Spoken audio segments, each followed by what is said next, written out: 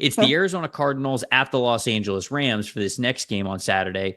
Yeah. The Rams have everything to play for, right? Sure The do. Rams coming off of a win. They're number one in the division right now. They hold their own destiny. Them getting 2 more wins here down the stretch, they're going to win. They're going to host a playoff game. They're making it into the playoffs. On the other side of things, Carolina Panthers eliminated the Arizona Cardinals from playoff contention last week. And to be honest with you, my matchup that matters is not that we can't get a little bit more into the details. We can.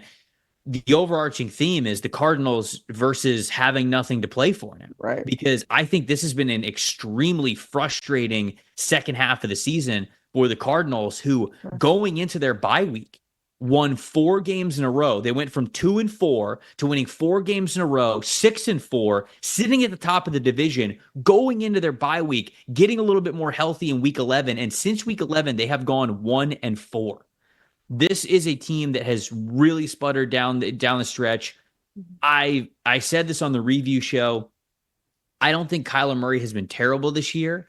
I wish he would have been better. I thought it was going to be a better year from Kyler Murray. It was too much of a roller coaster. It was way too much up and down. There were way too many turnover-worthy plays. Since that bye week, he had 5 big-time throws and 8 turnover-worthy plays and a passing grade below 70. It was not the year that I thought Kyler was going to have. And at the beginning of the season, I thought that we were on our way towards an incredible second half of the year, but that's just not what manifested. And so I'm not trying to be overly harsh on the Cardinals, who I still thought going into the year were a team that was close, but just, one more good offseason away from really competing. Right. They had a shot this year, though, at sitting at 6-4, 10 weeks into the year. And it's just been bad for them since, including that overtime loss last week. So to me, that big time matchup that matters is simply how motivated is this team? Because this is probably a very frustrated locker room right now. Can they really kind of come together and play this game the way that they need to? Because they certainly know they're going to get the best of the Los Angeles Rams, who are trying to make that at the end of that playoff spot. Yeah, and that was actually kind of the thinking that I went into trying to figure out the matchup that matters, because I was like, yeah, what do the Cardinals have to play for? What possibly could they kind of play spoiler with the Rams?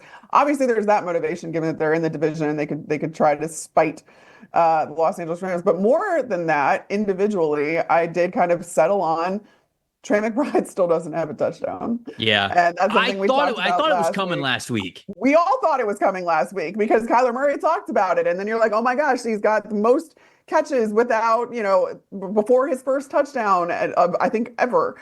So I looked at kind of how the Rams match up with tight ends. Their overall coverage grade against tight ends is 10th. So they're top 10 in that, but they rank 16th in EPA per play allowed versus tight ends.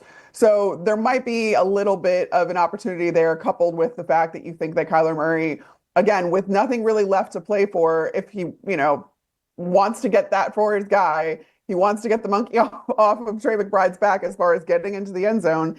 This might be the chance to try and do it when you have nothing else that you really need to accomplish at this point. Just feed Trey McBride, see how that works, see if you can get him in the end zone and really finally get him that first score, because we're going into week 17 here. He's running out of chances to get one. Yeah, and shout out to the Panthers, who covered him very well last week, only 20 receiving yards. Yeah. And this is a guy who's been pretty uncoverable. Yeah, I talked about Jamar Chase being in the top 4 in terms of receiving grade. The guy right in front of him is Trey McBride. He's top 3 in the NFL in receiving grade this year. So much work for so little payoff for Trey McBride. I mean, he's gotten a lot of payoff. It just hasn't been in the end zone. So that is true, though. Payoff that matters. My mini sort of matchup that matters, like if you want something a little bit more detailed than just how the Cardinals are going to come out and how motivated they're going to be. The Rams offensive line played really well last week, only gave up 3 pressures total. 2 of them came to Bo Limmer. Basically, the rest of the offensive line played fantastic. In particular, Alaric Jackson had a really great day for them. They're going up against a Cardinals defensive line that last week against the Carolina Panthers, who are also a good offensive line, 49.7 overall grade, just 21.2 pressure percentage, a 50.5 grade from them, just overall, let alone just the overall pass rushing grade, excuse me. And then the run defense grade, I think, was not great either. So it was just a bad day for the Cardinals defensive line, whether it was the pass rush grade of a 49.7, the run defense grade of a 50.5. It was not good. And if they play like that against a motivated Rams offensive line, it's just not going to make a difference. My plus factor is Kyren Williams, because it always is. I talked about this last week. I talked about it on the review show. He is the engine that makes the car go. We all love to talk about Matthew Stafford, Puka Nacua, Cooper Kupp, what Sean McVay is as a play caller, and how explosive they could be in the passing game. All that stuff is great. It does not operate without Kyren Williams being who he is. So Kyren is, once again, as he always is, the plus factor in this game. Yeah, and I think that Sean McVay would probably be the first to tell you that. I think he uses pretty much any opportunity he can to shout out what Kyren Williams means to that offense. And I'm also going kind of in not, I mean, I don't know if you call Kyren Williams an unsung hero, but he certainly isn't talked about as much. But on the defensive side for the Los Angeles Rams, stumbled across something from Next Gen Stats.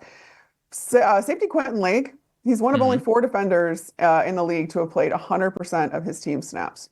Wow. So he averages 62 snaps a game, has played 100% of the Rams' defensive snaps. And as a free safety, that is something that is just extraordinarily impressive and has been a workhorse, clearly. And I haven't heard really anybody talk about Quentin Lake, or certainly not enough for what he's doing for this Rams defense. So again, in a game where this matters to the Rams, it does not matter to the Cardinals, I figured I'd take the opportunity to shout out a guy that's been just a total workhorse in Quentin Lake.